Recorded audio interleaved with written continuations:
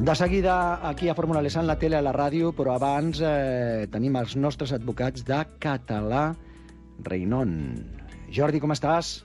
Doncs mira, ara mateix el Jordi s'està incorporant, Albert, acaben d'arribar i estem molt contents perquè ja tenim també a la Gemma amb nosaltres. Hola, bon dia. Hola, ¿qué tal? Buenos días. Ya estás recuperadeta, ¿no? Bueno, esto dura, dura y duele, pero que duele. Sí, porque el tema de las costillas, si doy fe, es doloroso, un pequeño accidente yendo en moto que parecía poca cosa, pero oye, las costillas al final hay que recuperarlas bien, Gemma. Sí, es algo que no te das cuenta hasta que te passa. Ja està recuperada. El que li va donar el cop a Bagutoli, perquè... Sí, jo també ho vaig pensar. Quan sàpiguen qui és la Gemma diran, mare meva, si me hubiera evitado el golpecito de marras porque le va a caer la del pulpo. Pobre, un buen hombre, estuvo todo el rato llamando a ver cómo estaba y tal, no me vio. Se portó bien contigo, entonces. Sí, Gemma, buen hombre, pero lo que no vamos a hacer es no ir a por la indemnización que te toca porque tú llevas unas semanas fastidiada, o sea, que es así. I la sort és que anaven a 10 o 15 quilòmetres, és que estaven ja quasi per parar el semàfor.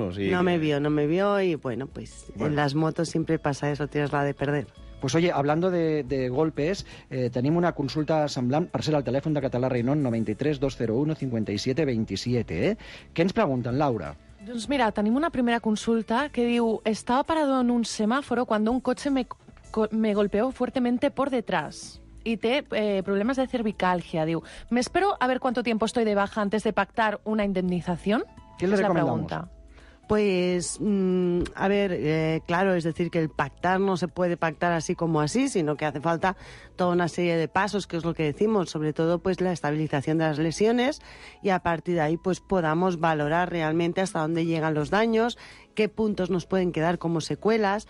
Es importante, a nosotros nos gusta llevar ese accidente desde el principio, porque cuando tienes un accidente, pues bueno, te surgen muchas dudas o muchos problemas a la hora de asistencia sanitaria, a la hora de, bueno, pues todo esto vamos acompanyant un poco al accidentado des de l'inici hasta el final. I a més, aquest tipus de lesions el que passa és que després, al cap d'un temps, poden tornar a sortir. És a dir, sembla que t'has recuperat i de cop i volta pues, tornes allà d'això. Llavors, aquí la urgència, des de luego, no és gens aconsellable. I el que sí que és veritat és que això que expliques, això estant al semàfor i que et vingui un cotxe que no et veu, que està pensant amb les musaranyes i tal, que la moto està allà tranquil·la sense pensar-s'ho, et peguen un cop a darrere i la sotregada que et pega a l'esquena és important. I a més, tema de cervicals és molt complicat. És això. I normalment quan et donen per darrere és culpa del que t'ha donat, no? Això segur, clar, sí. O sigui, que està la moto allà parada, doncs bueno, pot ser que el cotxe no la vegi, estigui pensant en no sé què, mirant on té que anar, l'adreça,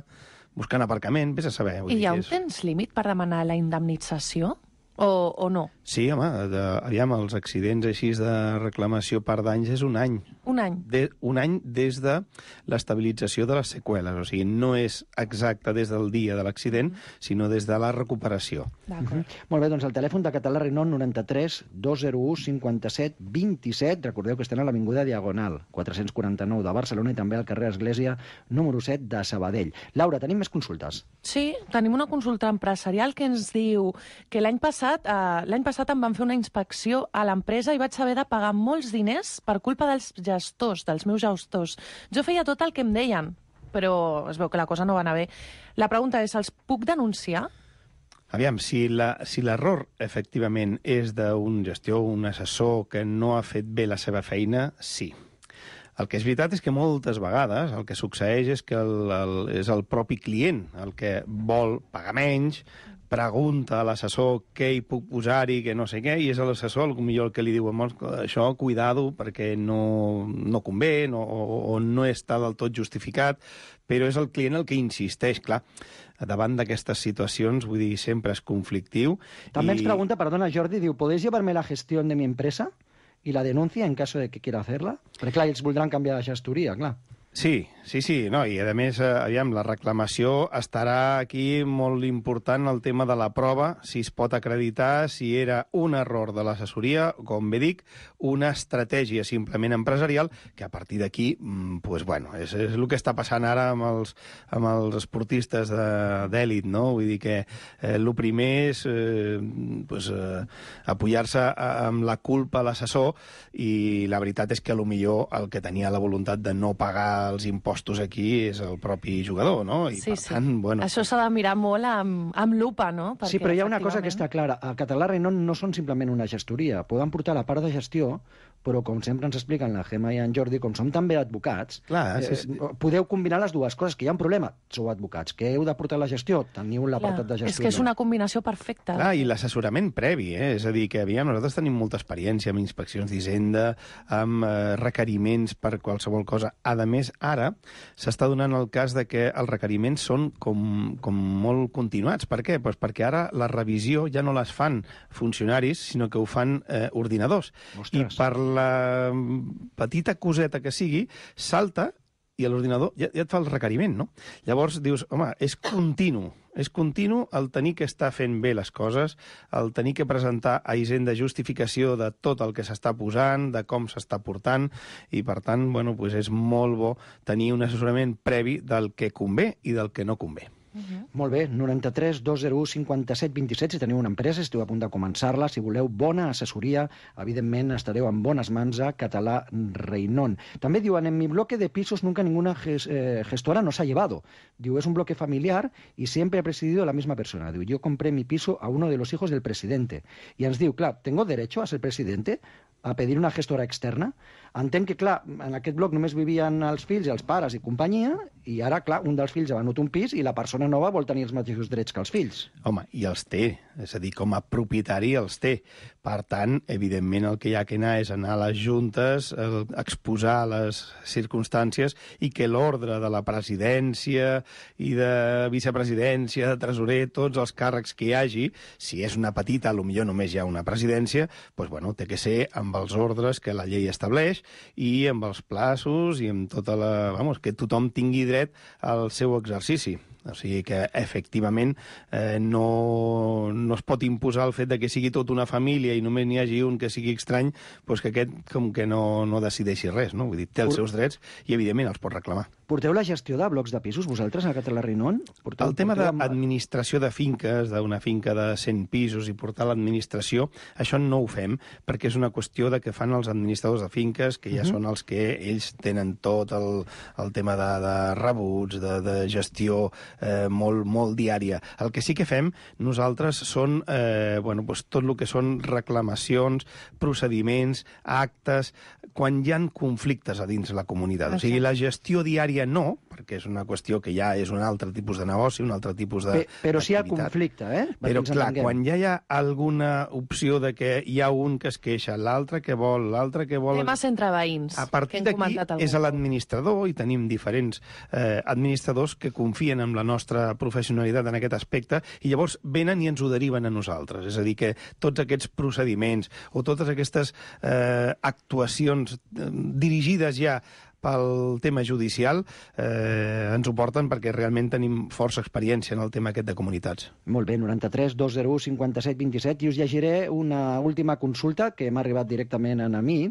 Una persona que diu que vol que els seus pares deixin l'herència no al fill en qüestió, sinó als nets. Si pot saltar-se el pas, és a dir, si els avis podrien deixar directament l'herència als nets, si us recomaneu fer-ho o no. Bueno, lo importante es que los testadores quieran hacerlo, ¿no? Es decir, que si ellos quieren dejar la herencia a favor del nieto y el padre de los niños está conforme con ello, no hay ningún problema. Es decir, que podemos articular la solución pues para gestionarlo. Os cuento, lo leo mejor, ¿eh? El padre tiene deudas y dice que si aceptara la herencia le embargarían. En cambio, si me heredan directamente los nietos, cree que no pasaría nada. Pero por eso os quería hacer la consulta. Vale, pues aquí jo t'explico un parell de coses més. Aviam, sempre pensem que el pare, en aquest cas, o sigui, si fem avi, pare i net, doncs el pare té dret a la legítima. I això és per llei. a no ser que se'l desheredi, no? Per tant, si aquell dret de la legítima pues un ho renuncia, tots aquests creditors que té de deutes i tal, podrien reclamar-ho en el nom seu. És a dir, podrien reclamar-li que ell té dret a aquella part de l'herència i, per tant, no pot renunciar perquè estaria renunciant en perjudici de creditors. Ah, imagina't, eh? O sigui, podrien obligar a acceptar aquesta part de l'herència. És això. No podria passar-ho directament als nets, a no ser que els creditors no se n'adonin i aleshores ho faci abans. No? Aquesta és una altra història. És a dir, clar, si els creditors no saben de la història familiar, no coneixen i no fan les actuacions judicials pertinents per perseguir tot això, doncs potser surt bé i l'herència passa al net sense que el pare heredi res i, per tant, així no tindrà diners amb els quals complir, no? Però si qualsevol creditor se n'entera d'aquesta circumstància, és en perjudici d'ells. No li cau al pèl, senzillament, que anirà a anar per lo seu, que també els hi toca, clar. Home, però és que és lògica, és lògica, també. Doncs, escolta, ja sabeu, tema d'herències, també especialistes a Català Reinon, sempre un luxe tenir-los, 93 201 57 27. Molt contents que estigui la Gemma ja recuperada, un petó enorme, Gemma. Gràcies, muchas gracias. La primera moto que va en marxa enrere. Això. Va lenta. Bueno, normal. Que me duele. Però d'aquí pocs dies ja veuràs, tornarà a agafar el ritme.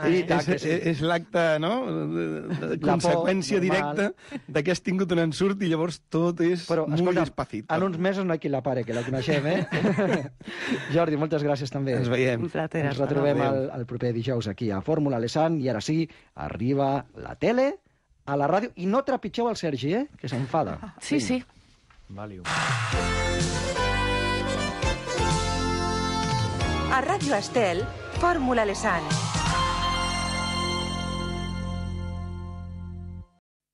Cuando al heredar, en lugar de sentirte un hermano, te hacen sentir como un primo, Català Reinon Advocats. Si tienes un problema, estamos a tu lado. Llevamos 25 años en Barcelona, Avenida Diagonal 449, segundo piso.